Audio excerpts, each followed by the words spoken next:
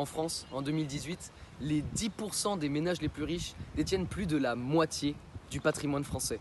Mais qui sont ces riches? Tout d'abord, qu'est-ce que la richesse et comment la définit-on? Je vois que la richesse ne repose pas que sur l'argent, le patrimoine ou les biens. Elle repose aussi sur la richesse culturelle, comme par exemple aller au musée ou au théâtre. Nous ne parlerons pas de ce type de riche. Bonjour, alors moi je m'appelle Eugène de Laverne, j'habite dans le 16e arrondissement de Paris et bien d'autres maisons encore. Mes hobbies préférés sont le golf, bien sûr avec mes copains, comme diraient les jeunes, et sinon c'est encore le théâtre que j'aime aller voir tous les week-ends, ma passion préférée. Oh Alfred, n'oubliez pas de tourner le chien.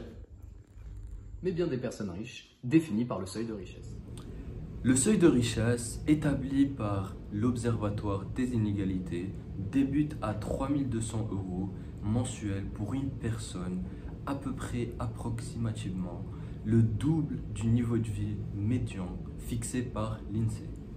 Cela ne servira à rien de lister toutes les personnes riches en France, mais nous en connaissons quelques-uns, comme par exemple Bernard Arnault ou encore Françoise Bettencourt. Ou Monsieur Mourier. Mais il existe différents facteurs qui favorisent ou défavorisent l'accès à la richesse.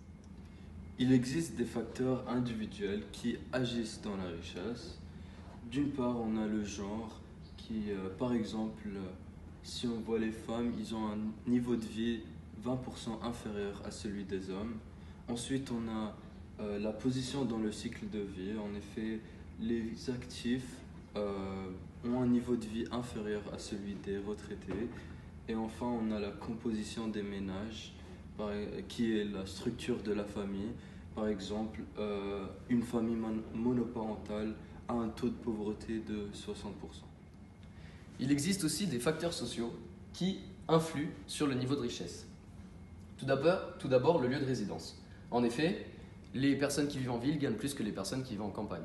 Un chiffre pour montrer cela, par exemple, dans le 16e arrondissement de Paris, en moyenne par an, un ménage gagne 46 200 € contre 15 800 en Auvergne. Un deuxième facteur est la position sociale. Les capis dominent sur les autres. Par exemple, sur 100 capis, 74 vont au cinéma au moins une fois dans l'année, contre seulement 32 pour les inactifs. Et le dernier, le niveau de diplôme. Plus le niveau de diplôme est élevé, plus la richesse est élevée. Un chiffre qui montre cela, par exemple, au moins 72% des Bac plus 3 vont au musée une fois dans l'année, contre seulement 15% des sans diplôme. En conclusion, on a vu qu'il existe des facteurs sociaux et individuels qui agissent dans le niveau de richesse. Pour répondre à la question « Qui sont les riches ?», eh bien, en formant un idéal, ce serait un homme âgé, avec peu d'enfants, qui vivrait dans une ville et qui aurait un niveau de diplôme élevé. Après avoir parlé de la richesse des gens en France, on peut voir que l'argent ne fait pas le bonheur.